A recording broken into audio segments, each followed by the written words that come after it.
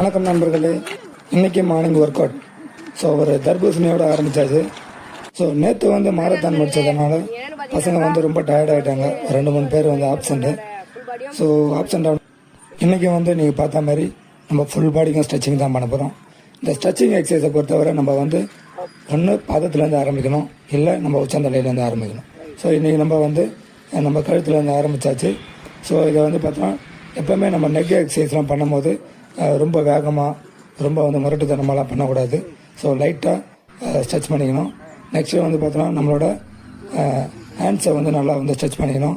அதுக்கப்புறம் பார்த்தீங்கன்னா நம்மளோட ஷோல்டரை வந்து நல்லா வந்து ரொட்டேட் பண்ணி நல்லா வந்து ஸ்ட்ரெச் பண்ணிக்கணும். அது நெக்ஸ்ட்டு வந்து பார்த்திங்கன்னா நம்மளோட செஸ்ட்டு பகுதியை கொஞ்சம் வந்து ரிலாக்ஸேஷன் பண்ணி அதையும் வந்து நல்லா வந்து ஸ்ட்ரெச் பண்ணிக்கிட்டோம்.